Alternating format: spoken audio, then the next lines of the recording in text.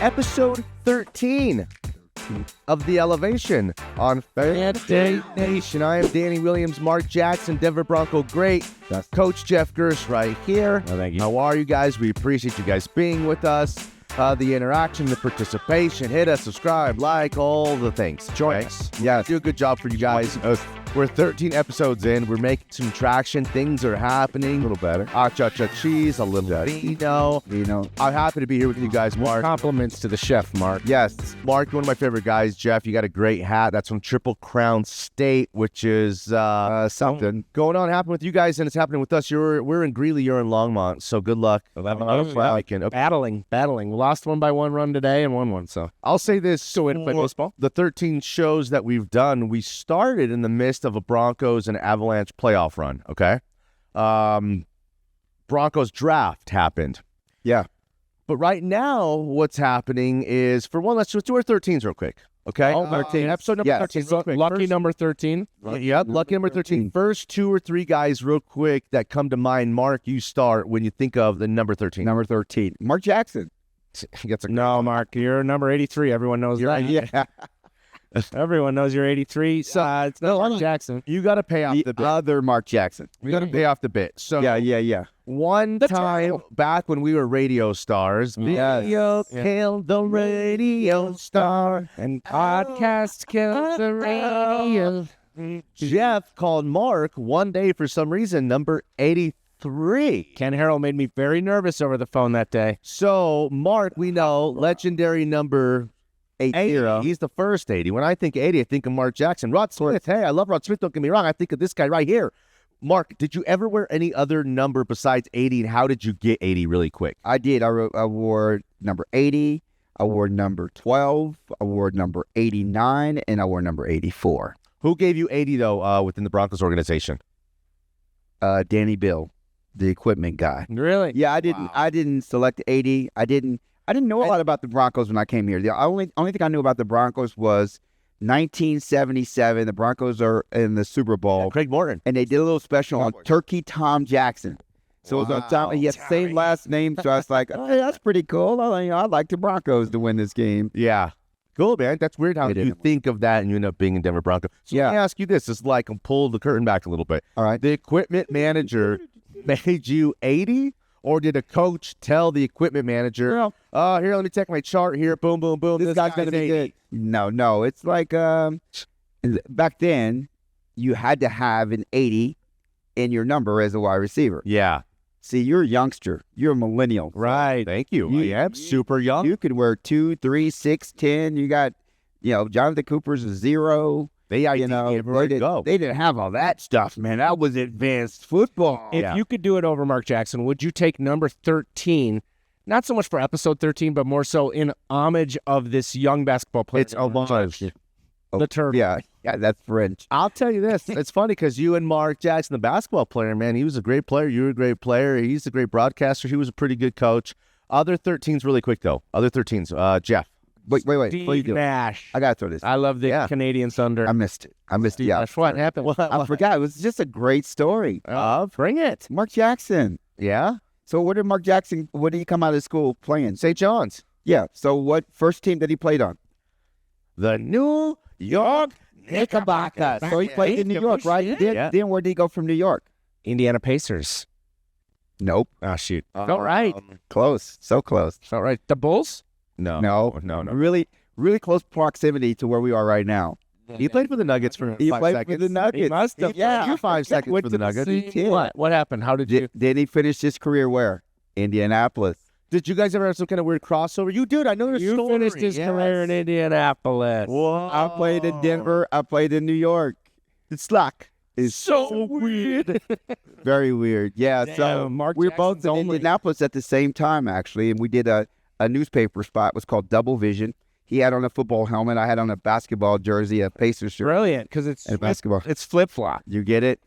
It's like they took their faces off John Travolta. I like Nick Cage. Sorry for that segue. No, that was a banger. Oh my God! Sorry, that's the stuff we want here. That was crazy. People pay extra for that. I'm telling you, and you're giving it for free, brother. For real, that's the good stuff. Thank you. Okay, so yeah, real quick, the first guy that came to my mind, episode 13, was Dan Marino. Just the first kind of thing. Oh, of course. That's the guy from the Ace Ventura movie. Yeah, exactly. Then I thought of quarterbacks, and I thought of Kurt Warner. What's the okay? Right. But then at a certain point, now we pull up the list. James Harden, A-Rod, Steve Nash was a good A-Rod. one. Hey, can't leave A-Rod. No, Wilt Chamberlain was 13. Whoa. Odell Beckham, Roberto Clemente has to be mentioned, and Machado, my guy Machado of. Okay. So it's cool. We have a lot of stuff to talk about. We're going to do 3 segments. 1, 2, 3. The first one, we're going to start with the Denver Nuggets because since the last time we've been here, a lot of things have happened. We went to Cooperstown, New York. JJ played 12U tournament. Look at Coach Gersh coaching those A's up. Mark Jackson's traveling the world, man. Cheese, a little vino. So now that we're back together, it feels good. Thanks for being with us again. So really quick, the Denver Nuggets, since we last came together, have added. Well, just when you thought, like, man, where's the big trade? What's happening in free agency? We got to get at least Bruce Brown back and add something. Yeah, we get Bruce Brown back. But we also had Tim Hardaway Jr. Then we had Valanciunas, Jonas Valanciunas in a trade, despite all the stuff that you kind of are hearing about this guy not wanting to be here. That's lost in translation, maybe literally. He's about to show up. It's all good. Coach Adelman's saying he's going to be point center, and he's the best backup center we've had in a long time. And then Greek to me. So it is. Then we have the trade of Michael Porter Jr. for Cam Johnson. It's wild. It's unbelievable. So many things have kind of happened. So, Mark, of all of those moves, there's 4 moves right there that they had made. Wow. But just give me one. We know the Cam Johnson move. Cam's a starter. But the backups, Bruce Brown coming back. What's your initial thoughts on all of the moves? And give me one of the guys you like in, specifically. I think the MPJ move was probably the most significant, of course. But I think it may help the Nuggets more because he adds a little flavor of defense. If you look at it, they both came in 3-and-D. 3-and-D, they call him. And, the guys, similar numbers to Porter Jr., but, not as good. But the consistency is what I believe we're going to see. He got a lot less minutes than Porter Jr., a lot less games than Porter Jr. Okay, well, let me ask you this then. Watch this. That's why you're a pro. That's why you're one of the icons. Well, no, legend might be strong. Folk here. What I'm saying. Here. So Cam Johnson averaged 18 points per game, and Michael Porter Jr. was kind of right around similar numbers. Yeah. The difference is Cam Johnson's going to get you 16, 17, 18, 19, 20 points every single game, okay? Right. Michael Porter Jr. gave you 8 points one night, 23 another night, and that consistency killed the Nuggets for in a lot of different ways. Kept them from being an upper echelon high 50s win team. Yeah. And then on a night-in, night-out basis, when you don't know what you're getting from one of your real key guys, that's where the Nuggets are like up 17 all of a sudden. They let a team right back in it. Put teams away, bury teams. Jeff, give me a take here. Well, the team I remember beating the Oklahoma City Thunder most recently to knock them out was a Dallas Mavericks team that just had big dudes that dunked and pushed them around. And I think the way you got to beat Oklahoma City is you got to dunk on them and push them around. And so what Valanciunas brings is, to me, most interesting because it brings some big man like second. There's not just your point guard being a big man, but a big man. And then to add Cam Johnson who can play D, I think that's just going to help protect the paint on defense and let you dunk on them more on offense. There's a famous saying that's come around really only the last year and a half now that the Nuggets have no depth is the non-Jokic minutes is what the Nuggets. Right. He goes to the bench and it's just like a bleed out. There's no answer. It's like when your ace doesn't pitch and they go, games without, Yeah. Right. Sabathia on the mound and you're like, wow, they're donkey turd. The Pirates win Skeens pitches is the best team in the league. The other rest of 4 days during the week, they're garbage, right? So Valanciunas is the most talented backup that Jokic has ever played with. That includes Boogie Cousins, any of these guys. Well, that's for him. I mean, I'm 33. I'm not. Really? So when did he come into the league? Because this is like his. This guy's been around forever, but he's 33 years old, and his game's not built off of speed or anything like that. If anything, he's now big guy, finished, got the moves, and won. He's crafty. He's crafty. He gets around. He's crafty. He's always down. So Yeah, this guy is really, really good. She's just my type. It's exciting. I thought we were doing Beastie Boys. Yeah. Talk about having depth and a really good backup group, which they have now, Mark. Talk about what the Nuggets, now they've evolved. They're so much better. They're like a big boy team again. I'm not happy. Oh. What? Are you sad face emoji right now? I mean, I still don't feel like they've added what they needed. So the big man presence, I think is big. Okay, thank you. The consistency at that, 3-point shooting forward. Yeah. Guy that can play a little defense. That's good. Having Bruce Brown back. But I think the youth, they need some younger players, I believe. Interesting. That can step up. And we'll see. They didn't do very much in the draft. Of course, they didn't have very much. Yeah. They gave up their first round of what? Which first round? What year did they give up for Porter Jr.? In that deal, 2031 is. Yeah, so it's like 6 or 7 years away. But okay. Yeah. You're onto something there. Yeah. I thought you were going to say point guard. No. Because I think Jamal's a shooting guard. He can play point. They do it one of the best two-man games ever. And what did Michael Porter Jr. keep calling it? He kept calling it like the most robust.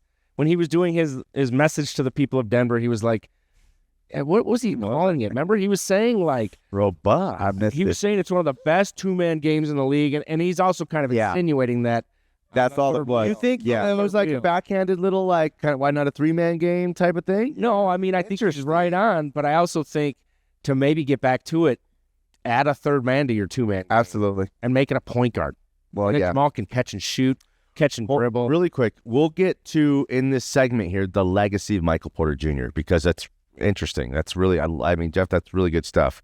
But I'll say this, Mark, on the pushback to they need younger guys, okay? Yeah. So we know the Nuggets pushed them to Game 7. The Nuggets were just this close to taking the Thunder, to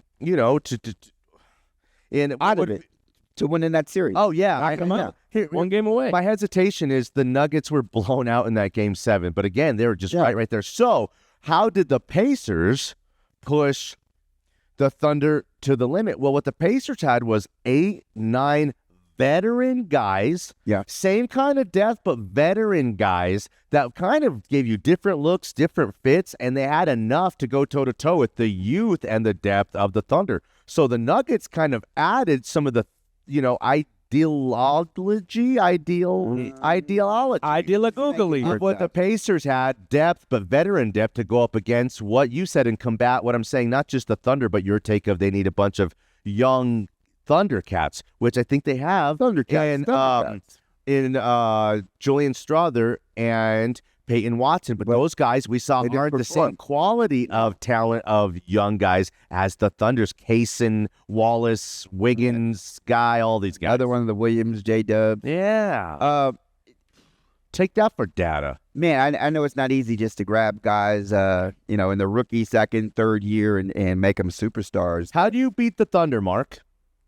How do you beat the Thunder? I'm not really impressed. I should be impressed by the Thunder, but I really wasn't impressed by the Thunder. I think they just had the right chemistry to play against the Nuggets team that didn't have any depth.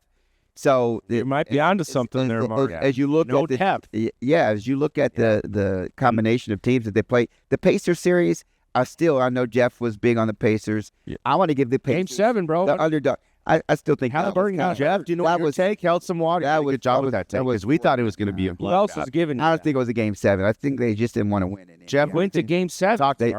They wanted to win in Mark, but this is where, like, if I was saying rules and I know. It went to 7 games. Halliburton got hurt. He had 9 points in the first quarter. Halliburton to extrapolate that out quick. That's 40 points in Game 7. You're telling me it's 37. I'm just saying there was one other team that could have taken out Pacers. The Pacers run was almost legit. It was more like an NFL run. And I told you it's more like the Ravens run. Okay, when you get hot at the end of the season, really quick, and you can actually go through. They got up and you see that in the NBA. They picked them up full court. It was sweet though, wasn't it? Both teams were picking up full court. It was like a Big Ten game. Who did you say was the best team in the East? Okay, right now or last season? Last season. It was the Celtics. They still are the most talented, the best team. It just kind of fell a certain way. The Knicks had some emotion. Had some emotion. Yeah, okay. So, let me say this.